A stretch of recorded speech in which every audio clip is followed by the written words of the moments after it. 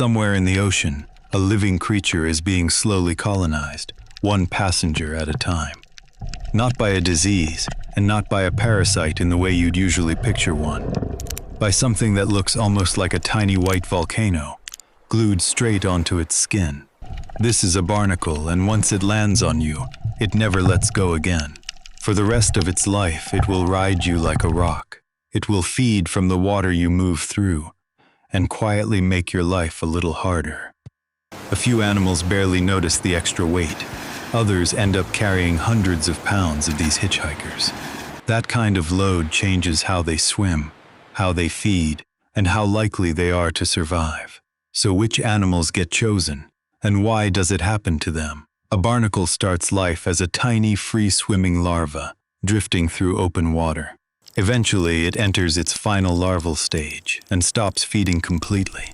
From here, it has one job, and only one job. It has to find a surface and glue its head to it permanently. Most larvae settle on rocks, piers, or the hulls of ships. But some of them target something far stranger, a living, breathing giant. Sea turtles are a common host, and so are whales. Not every whale gets the same treatment, though. Whale barnacles even come in different specialized types. Some species only ever settle on gray whales, and nowhere else.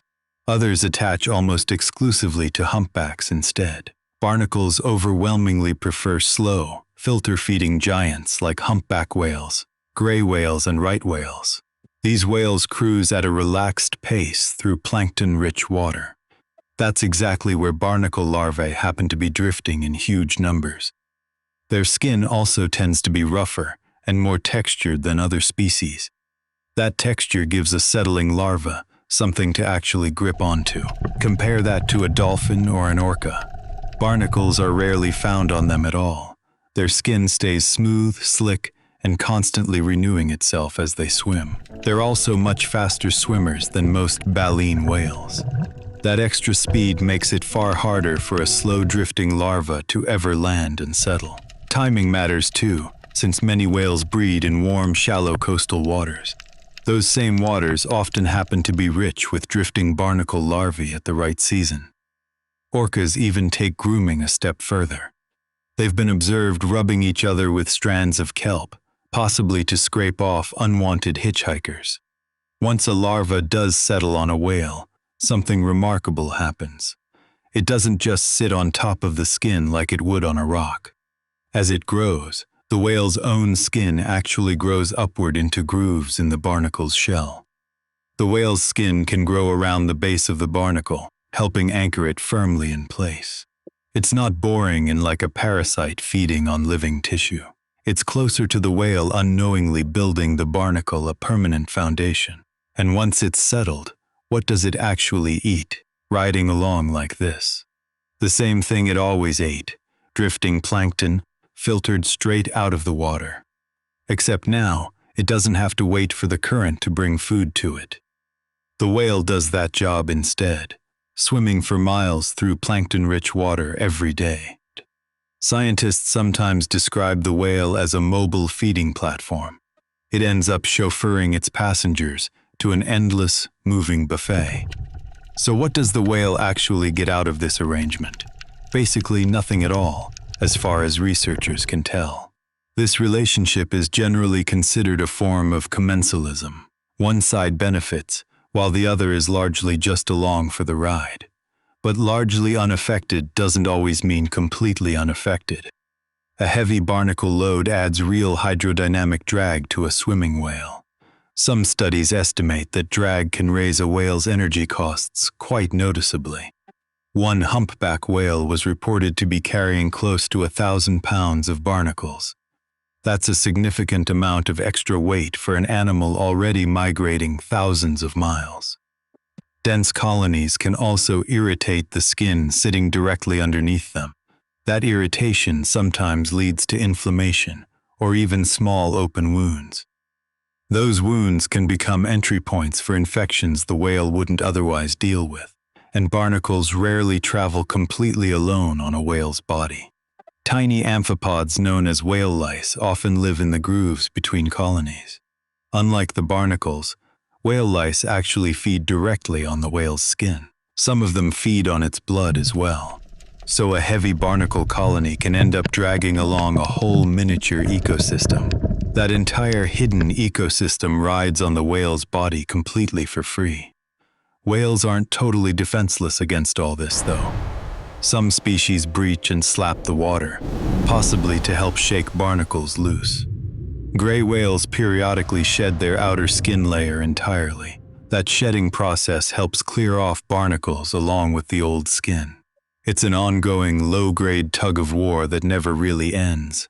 Sea turtles face a strikingly similar problem, but with a much sharper edge. Quite a few different barnacle species are known to settle specifically on sea turtles. Barnacles attach heavily to their shells, flippers, and sometimes their faces. In extreme cases, heavy colonies can add a remarkable amount of extra weight to a young turtle. Imagine trying to swim and dive while wearing a permanent backpack of gravel. Now imagine also trying to outrun a predator wearing that same backpack. That added drag doesn't just slow the turtle down in the water. It can directly interfere with its ability to forage for food efficiently. It can also cut into its ability to escape predators when speed matters most. In some of the worst documented cases, exhausted turtles have struggled to surface at all. Researchers have noticed something else interesting about these barnacle loads. Turtles in poor health tend to carry noticeably heavier colonies than healthy ones do. It isn't fully clear whether barnacles cause that poor health directly. They may simply be taking advantage of a turtle too weak to fight back. Healthy turtles actively rub against rocks and reefs to scrape hitchhikers off. A sick or injured turtle often can't keep up that same self-maintenance routine. Some turtles even seek out cleaner fish or shrimp, which pick parasites and debris off their shells. That kind of help isn't always available, though, especially far out in open water. So a heavy barnacle load can be both a symptom of poor health and a cause that makes it worse. Now here's a smaller footnote to this same story before we wrap up. The exact same trick barnacles use on whales and turtles also works on ships. A ship's hull is just another slow-moving, endlessly available settling surface. And barnacles are rarely traveling completely alone once they're on board. Mussels, algae, and other small organisms often hitch that same ride. Ships are one of the major pathways by which invasive aquatic species spread around the world. So a creature that started as a small nuisance on a whale's skin has a much bigger reach than it looks. At a global scale, that tiny hitchhiker can become part of a much bigger ecological problem. It's a strange kind of power for something that can't take a single step on its own. It never chases anything down, and it never attacks anything directly. It never even moves again once it settles in one spot for good.